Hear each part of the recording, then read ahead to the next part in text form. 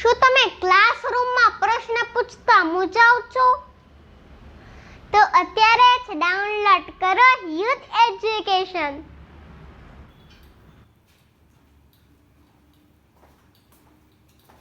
નમસ્કાર વિદ્યાર્થી મિત્રો, ધોરણ 12 કોમર્સના આ ડિજિટલ પ્લેટફોર્મમાં આપ સૌનું હાર્દિક સ્વાગત કરું છું. વિદ્યાર્થી મિત્રો, આપણે અભ્યાસ કરી રહ્યા છીએ આંકડાશાસ્ત્રના ભાગ 2 નું પ્રકરણ નંબર 5મું વિકલન. એનો આજનો આ 45મો લેક્ચર. આપણે અભ્યાસ કરી રહ્યા છીએ વિધેયની મહત્તમ અને ન્યૂનતમ કિંમત મેળવવાના દાખલાઓ, જેની અંદર આજે આપણે ચર્ચા કરવાના છે મિત્રો વિભાગ F નો દાખલા નંબર 2, જેના પેજ નંબર છે 199, જેમાં વિધેય આપણને f ઓફ x સ્વરૂપે આપ્યું છે 2x નો ઘન 3x નો સ્ક્વેર 36x 10 છે. x ની કઈ કિંમતો માટે f ઓફ x ની મહત્તમ કે ન્યૂનતમ થશે તે શોધો. આ ઉપરાંત મહત્તમ અને ન્યૂનતમ કિંમતો શોધો.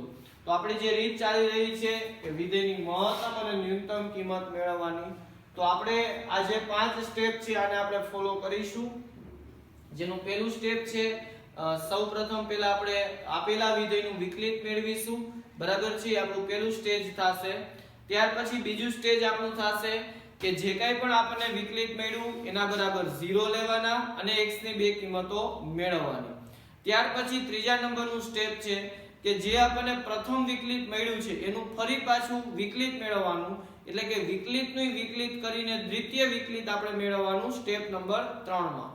સ્ટેપ નંબર 4 ની અંદર જે કંઈ પણ આપણને દ્વિતીય વિકલિત મળ્યું છે એની અંદર આપણે x ની જે બે કિંમતો આપણને ઉપરના સ્ટેપમાં મળી એ આપણે મૂકવાની છે. હવે એમાં એવું થશે કે બે કિંમતો મૂકતા જે કંઈ પણ આપણને આન્સર મળશે એમાં એક જવાબ પ્લસમાં હશે. પ્લસ જવાબ જેનો આવે એ કિંમત આગળ વિધેયની આપણને ન્યૂનતમ કિંમત મળશે, અને જેનો જવાબ માઈનસમાં આવે બરાબર છે એ કિંમત આગળ વિધેયની આપણને મહત્તમ કિંમત મળશે. અને આપણું પાંચમું સ્ટેપ છે કે આપણું જે મૂળ વિધેય હોય બરાબર છે, એટલે કે રકમની અંદર જે આપણને f ઓફ x અથવા y સ્વરૂપે જે વિધેય આપ્યું છે એની અંદર આપણને જે બીજા સ્ટેપમાં x ની બે કિંમતો મળી છે એ મૂકીશું. એટલે આપણને એમાં એક વેલ્યુ નાની મળશે, એ આપણી વિધેયની ન્યૂનતમ કિંમત થશે, અને બીજી એક આપણી મોટી કિંમત જે આપણા વિધેયની મહત્તમ કિંમત થશે. તો વિદ્યાર્થી મિત્રો, આશા રાખું છું કે આ 5 સ્ટેપ તમને યાદ રહી ગયા હશે. દાખલો આપણે એ પ્રમાણે જ ગણીએ છીએ. તો ચલો હવે આપણે દાખલાની શરૂઆત કરીએ. તો જેની અંદર સૌપ્રથમ પહેલા આપણે રકમમાંથી f ઓફ x સ્વરૂપે જે વિધેય આપ્યું છે એ વિધેય લખીશું. તો વિધેય મિત્રો આપણને આપ્યું છે 2x નો ઘન 3x નો સ્ક્વેર 36x 10. આ વિધેયનું મિત્રો આપણે ડિફરન્શિએશન એટલે કે વિકલિત મેળવીશું. તો ચલો આનું વિકલિત મેળવીએ. તો f ઓફ x નું આપણે વિકલિત મેળવીશું. તો એનું આપણે વિકલિત મેળવીએ તો f ડેશ ઓફ x થશે, જેમાં 2x નો ઘન છે બરાબર, એનું ડિફરન્શિએશન કેટલું થશે તો કે પાવર છે એને નીચે ઉતારવાની, પાવરમાંથી એક બાદ કરવાના. તો 2x નું ઘન નું ડિફરન્શિએશન થશે 6x નો વર્ગ, કારણ કે 2 તેરી 6 અને ઘાત 3 હતી એમાંથી એક બાદ કર્યા તો 3 માંથી એક જશે તો 2. પછી 3x નો સ્ક્વેર છે એનું ડિફરન્શિએશન 6x થશે, કારણ કે 3 નો 2 જોડે ગુણાકાર કરતા 6 થાય અને 2 માંથી એક ઘાત બાદ કરો એટલે એક ઘાત વધે, એ આપણે નથી લખી તો એ ચાલશે. પછી માઈનસ ની નિશાની 36x નું ડિફરન્શિએશન 36 થશે બરાબર, અને લાસ્ટમાં 10 છે તો 10 અચળ પદ છે, અચળ પદનું ડિફરન્શિએશન ઓલવેઝ ગેટિંગ અ 0. ત્યાર પછી મિત્રો આપણું બીજું સ્ટેજ છે. આપણું બીજું સ્ટેપ શું છે તો કે જે કંઈ પણ આપણને ડિફરન્શિએશન મળ્યું બરાબર, અહીંયા આપણને f ડેશ ઓફ x સ્વરૂપે મળ્યું, તો એની જે વેલ્યુ છે એ આપણે 0 લઈને x ની બે કિંમતો મેળવવાની. તો આ પોર્શન છે એના બરાબર આપણે 0 લઈશું. જમણી બાજુ એમ લખી નાખવાની 6x નો સ્ક્વેર 6x 36. હવે આપણે x ની બે કિંમતો મેળવવા માટે આપણે અગાઉના લેક્ચર્સમાં પણ વાત કરી હતી કે આ જે કંઈ પણ છે એને આપણે નાનું કરવા માટે, આપણા અવયવ પાડવાની જે પ્રોસેસ છે એ સહેલી બનાવવા માટે બરાબરની બંને બાજુ આપણે 6 વડે ભાગાકાર કરી શકીએ એમ છીએ. તો ચલો હવે ભાગાકાર કરી નાખીએ બરાબર. તો અહીં આપણે લખશું બંને બાજુ 6 ભાંગતા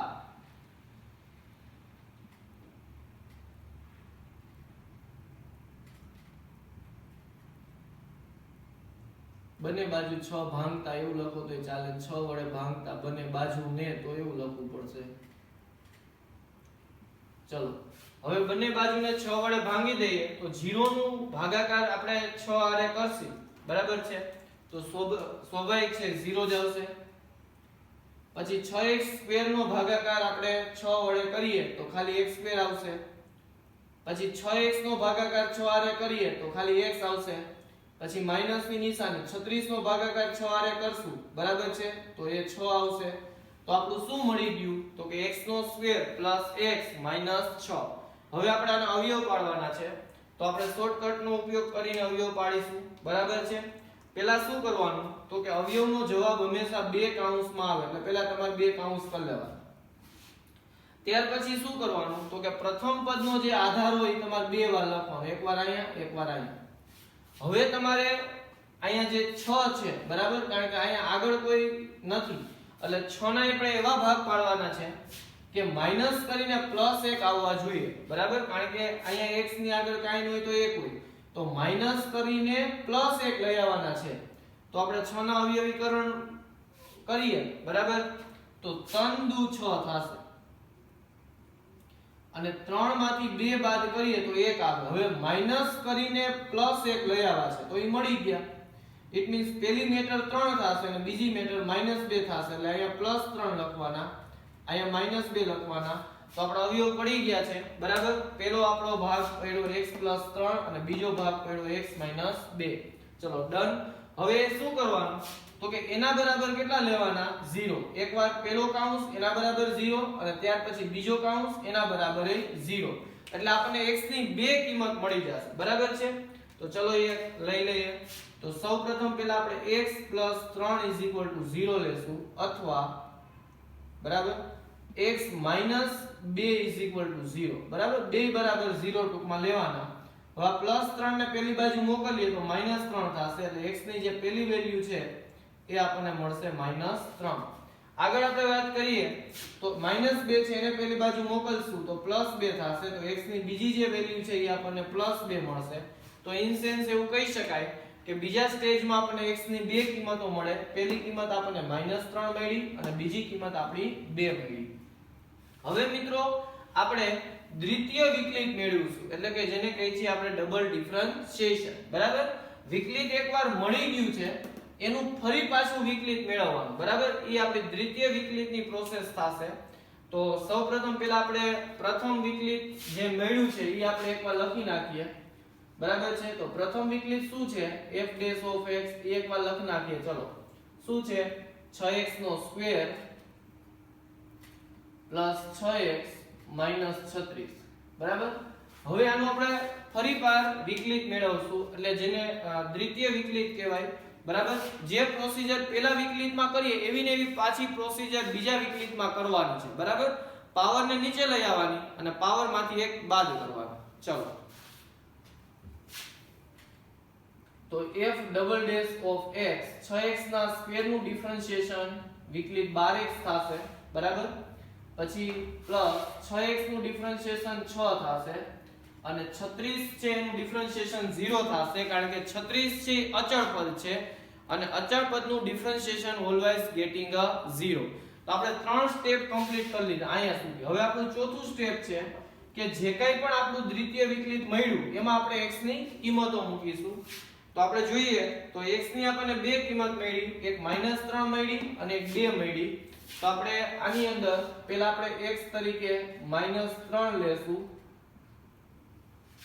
અને ત્યાર પછી આપણે x તરીકે +2 લેશું, બરાબર. એટલે આપણે ટૂંકમાં x ની બે કિંમતો વિકલિત જે દ્વિતીય વિકલિત મળ્યું એમાં મૂકવાની છે. તો ચલો -3 મૂકી દઈએ, આની અંદર -3 મૂકવાના છે, બરાબર. તો f' ઓફ -3 12 ગુણ્યા -3 + 6, બરાબર. તો 12 તેરી 36 પણ કેવા માઈનસ +6. તો જવાબ છે 36 માંથી 6 બાદ કરશું તો -30 આવશે. હવે જવાબ છે એ 0 કરતા નાનો આવ્યો, બરાબર છે. અને જો જવાબ નેગેટિવ આવે એટલે કે ઋણ આવે તો એક કિંમત આગળ વિધેયની કેવી કિંમત મળશે આપણને મહત્તમ. એટલે અહીંયા આપણે એક લાઈન લખીશું કે ભાઈ તેથી x બરાબર -3 આગળ વિધેયની બરાબર નેગેટિવ આવે તો ઋણ યાદ રાખવાનો છે ઋણની નિશાની અને મનો મતલબ થશે મહત્તમ બરાબર તો x બરાબર -3 આગળ વિધેયની મહત્તમ કિંમત મળે એ આપણો ફાઇનલ જવાબ થશે બરાબર છે ચલો મીન્સ કે મહત્તમ કિંમત માટે હવે એવી જ રીતના આપણે x ની બીજી વેલ્યુ દ્વિતીય વિકલિતમાં 2 મૂકીશું તો હવે આપણે x ના સ્થાને 2 મૂકવાના થશે તો f double dash of 2 is equal to 12 ગુણ્યા 2 વત્તા 6 તો 12 દુ 24 માં 6 ઉમેરશું તો +30 આવશે જે 0 કરતા મોટા છે જવાબ પ્લસ માં આવે છે જો જવાબ પ્લસ માં આવતો હોય તો એ કિંમત આગળ વિધેયની ન્યૂનતમ કિંમત મળે એટલે અહીંયા આપણે લાઈન લખીશું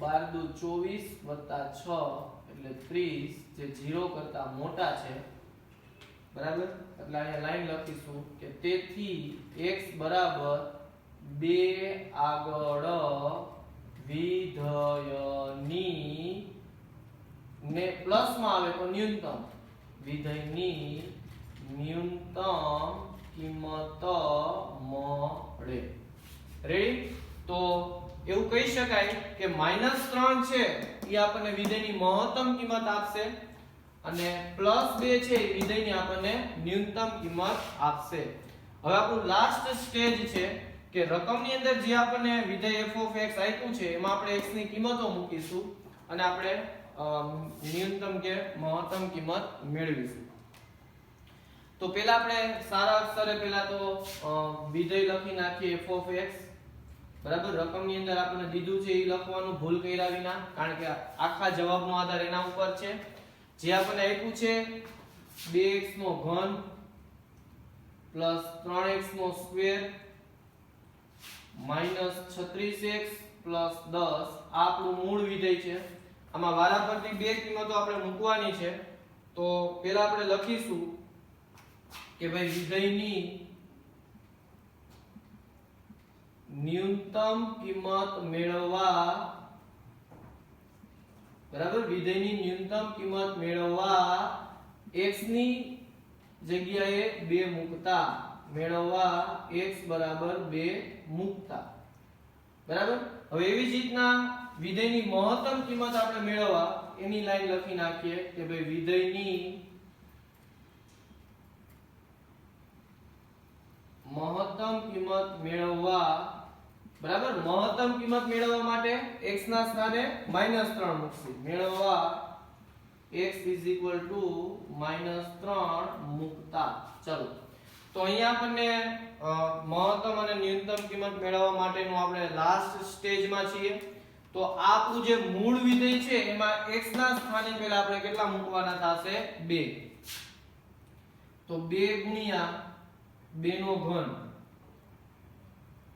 બરાબર પ્લસ 3 ગુણ્યા 2 નો વર્ગ માઈનસ 36 ગુણ્યા 2 પ્લસ 10 હવે આનું સાદુરૂપ આપી દઈએ તો 2 નો ઘન કેટલો થશે 8 2 નો વર્ગ કેટલો થશે 4 36 દુ કેટલા થશે 72 પ્લસ 10 2 અઠા કેટલા થશે 16 3 ચોક કેટલા થશે 12 માઈનસ 72 પ્લસ 10 હવે આનું સાદુરૂપ દઈએ તો 16 માં 12 ઉમેરીએ તો 28 થશે 28 માં 10 ઉમેરીએ તો 38 થશે 38 માંથી 72 બાદ કરવાના છે 72 અને 38 ની બાદબાકી કરીએ તો 10 ને 12 માંથી 8 જાય તો 6 માંથી 3 જાય તો 3 તો 34 જવાબ આવશે પણ માઈનસ માં આવશે શા માટે માઈનસ માં તો કે જે આપણે 72 છે એ માઈનસ માં છે મોટા પદની નિશાની લાગે બેની થાશે બાદબાકી અને જે જવાબ આવે એની આગળ આપણે નેગેટિવ સાઈન મૂકવી પડશે